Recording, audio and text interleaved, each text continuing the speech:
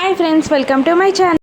భూమి గగన్ ఇద్దరు కార్లో వస్తూ ఉండగా భూమి వెక్కి వెక్కి ఏడుస్తూ ఉంటుంది. ఎందుకు ఏడుస్తున్నావు భూమి అని గగన్ అడగగానే వాళ్ళు అడిగిన ప్రశ్నలు వాళ్ళన్న మాటలు విన్నాక కూడా ఎలా అడగగలుగుతున్నారండి అని భూమి అంటూ ఉండగా గగన్ ఒక్క నిట్టూర్పు విడిచి ఇలా అంటుంటాడు. ఏనుగు అలా నడుచుకుంటూ వెళ్తూ ఉంటే చాలామంది మొరుగుతూ ఉంటారు.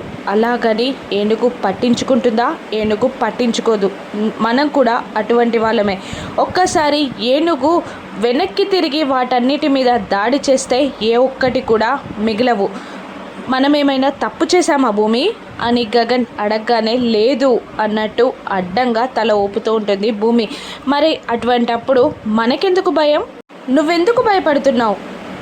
ఎవరి మాటల్ని పట్టించుకోవాల్సిన అవసరం లేదు అని గగన్ అనగానే సైలెంట్ అయిపోతుంది భూమి.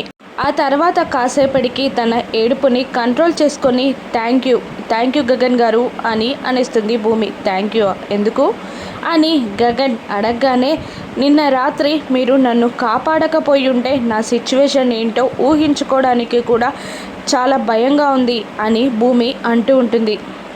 ఇప్పుడు ఈ థ్యాంక్స్లు సారీలు అవసరం లేదు. నీపైన మర్డర్ అటెంప్ట్ చేసింది ఎవరో కనుక్కోవాలి అని గగన్ అంటూ ఉండగా ఇంకెవరు? ఆ అపూర్వే నన్ను చంపాలని చూసింది అని అంటూ ఉంటుంది భూమి. మరి అందుకే కదా నేను ఆ ఇంట్లో ఉండొద్దు, బయటికి వచ్చేయి అని చెప్పాను అని గగన్ అంటూ ఉండగా మరి ఎక్కడుండాలండి? మీ దగ్గర ఉండనిచ్చారా? ఇప్పుడు మా నాన్న ఉన్న పరిస్థితుల్లో నేను ఆయన్ని వదిలి రాగలనా అని భూమి అంటూ ఉండగా నిన్ను రమ్మని నేను తీసుకెళ్తానని నీకు చెప్పలేదు అని గగన్ అంటూ ఉంటాడు. మీరు చెప్పరని నాకు తెలుసండి. మీరు నన్ను మా నాన్నని తీసుకెళ్లరని కూడా నాకు బాగా తెలుసు అని అంటూ ఉంటుంది భూమి. ఇప్పుడేంటి మళ్ళీ ఆ ఇంటికే వెళ్తావా అని గగన్ అడుగుతుండగా అవును అని అనేస్తుంది భూమి. ఇక గగన్ చేసేది లేక ఆ ఇంటి వైపు కార్ని డ్రైవ్ చేస్తూ ఉంటాడు. ఇక మరోవైపు వెంకటేష్ ఇల్లు కొనడానికి అక్కడ బ్రోకర్ వస్తాడు. ఇక ఏంటి నాన్న మొన్ననే అడ్వాన్స్ కట్టేశానన్నావు కదా అని అంటూ ఉండగా సౌందర్య కూడా అవును అడ్వాన్స్ ఇచ్చేశారు కదా, మళ్ళీ ముహూర్తం అడ్వాన్స్ అంటూ ఏదో మాట్లాడుతున్నారేంటి? మొన్న నా దగ్గర బీరువా కీస్ ఎందుకు తీసుకున్నారు అని సౌందర్య రెట్టిస్తూ ఉండగా అవునానా నువ్వు డబ్బులు లెక్క పెట్టడం నేను కూడా చూసా అని అంటుండగా ఆ బ్రోకర్ పారిపోతాడు. ఇక ఏం మాట్లాడుతున్నారే, నేనెక్కడ డబ్బులు లెక్క పెట్టాను? నీ దగ్గర బీరువా కీస్ నేనెప్పుడు తీసుకున్నానే అని అంటూ ఉండగా వంశీ సౌందర్యాన్ని అమ్మ ఒక్కసారి డబ్బులు కౌంట్ చేసుకో, ఏదో తేడాగా ఉంది నాన్న వ్యవహారం అని అనగానే బీరువా ఓపెన్ చేసి ఒకే బ్యాగ్ ఉండడం చూసి అమ్మో ఒకే బ్యాగ్ ఉందిరా, దాని నిండా కూడా డబ్బులు ఉండేరా అని సౌందర్య అంటూ ఉండగా ఈ డబ్బులని చూస్తే 50-60 లక్షలు తక్కువ కనబడుతున్నాయమ్మా, చూసుకో మరి మొన్న 10th క్లాస్లో ఉన్నప్పుడు అని ఏదో చెప్పబోతుండగా మీరిద్దరూ బయటికి వెళ్ళండి అని అంటుంది సౌందర్య. ఇక వంశీ ఇందు బయటికి వెళ్ళగానే వెంకటేష్ని చితకబాదే ప్రోగ్రాం పెట్టుకుంటుంది సౌందర్య. చితకబాది బట్టలన్నీ చించేయగా వెంకటేష్ బయటికి పారిపోతాడు.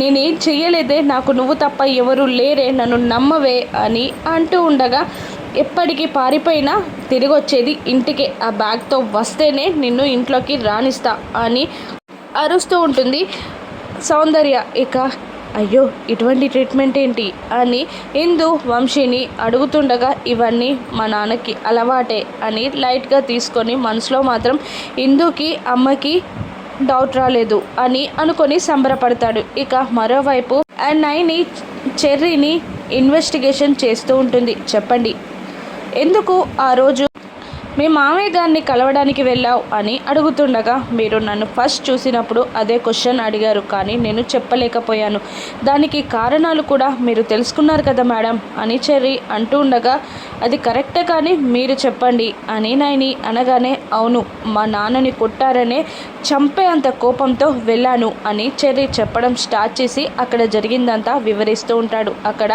కోపంగా వెళ్ళిన చెర్రీ శరత్చంద్రాన్ని చూడగానే భయంతో వణుకుతూ కూలైపోతాడు.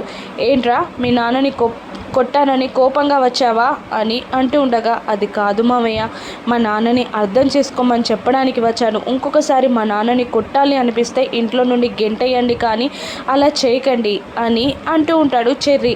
ఏంట్రా, ఏం మాట్లాడుతున్నావు, నేను కొట్టకూడదా అని అంటూ ఉండగా, లేదు, ఇంకొకసారి ఇలా చేస్తే మాత్రం బాగోదు. మా నాన్న ఇల్లు వదిలిపెట్టి వెళ్ళిపోతాడు. అయినా ఇల్లరికంలో ఉండడంలో మీకు అంత చులువెందుకు? గొడ్డులాగా చాకిరీ చేస్తున్నాడు. ఇంకొకసారి మీ పరువుకు ఆలోచించకుండా పెద్దమ్మ ఇంటికి వెళ్ళాడనుకో, పెద్దమ్మ కోసమైనా అన్నయ్య డాడీని క్షమిస్తాడు.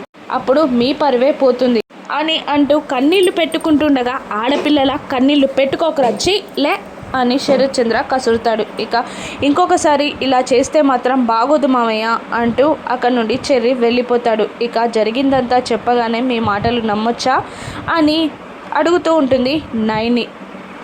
జరిగిందంతా చెప్పేశాను మేడం అని చెర్రీ అంటూ ఉంటాడు. ఇక మళ్ళీ నైని, ఇలా కూడా జరుగుండవచ్చు కదా, మీరు ఆవేశంగా చంపాలని వెళ్ళిన వాళ్ళు భయంతో కోపం తగ్గించుకున్నాను అని చెప్పారు. కానీ అలా కాకుండా మాట పెరిగి మీ మామయ్యని తోసేస్తే అది పగిలిన బీర్ బాటిల్ మీద అతను పడిపోవచ్చు కదా, అప్పుడు మర్డర్ అటెంప్ట్ మీ పైకే వస్తుంది కదా అని అనగానే, సరే మేడం, మీరు అనుకున్నట్టే జరిగింది అనుకున్నా, కానీ అలా ప్రాణాలతో కొట్టుమిట్టాడుతున్న మా మామయ్యని నేను అలా వదిలేసి వెళ్ళిపోలేను కదా మేడం, హాస్పిటల్లో జాయిన్ చేసేవాడిని కదా అని అనగానే అతని మాటల్లో నిజాయితీ గమనిస్తుంది నైని. సరే మీరు వెళ్ళండి, కానీ పిలిచినప్పుడు రావాలి అని అంటుంటుంది నైని. ఇక చెర్రీ వెళ్ళిపోగానే, నమ్మొచ్చంటావా అని అనగానే, నమ్మాలనే అనిపిస్తుంది మేడం అని అంటాడు ఆ ఎస్ఐ.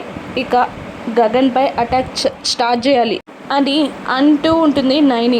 ఇక భూమిని తీసుకొని గగన్ శరత్ చంద్ర ఇంటికి వస్తూ ఉంటాడు. స్టెప్స్ దిగుతూ, అపూర్వ ఇంకా ఆ కోల్డ్ స్టోరేజ్ ఓపెన్ చేయలేదంటావా, భూమి డెత్ న్యూస్ ఇంకా రాలేదేంటి అని అంటూ ఉండగా, ధైర్యాన్ని తోడు తెచ్చుకొని వస్తుంది. ఇంకా డెత్ న్యూస్ ఏంటి అని వస్తున్న భూమిని గగన్ని చూపిస్తూ ఉంటుంది గోరెంటాకు.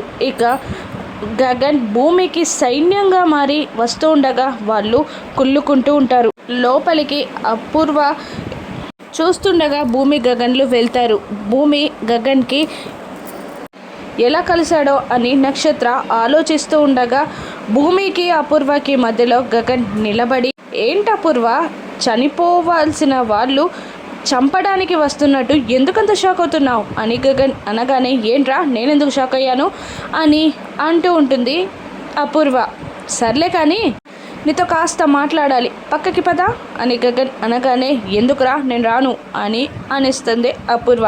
నువ్వు రాకపోతే నేను సరాసరిగా పోలీస్ స్టేషన్కి వెళ్తాను, నీ ఇష్టం మరి అని గగన్ బెదిరించగానే ఇక పక్కకి వెళ్తుంది అపూర్వ.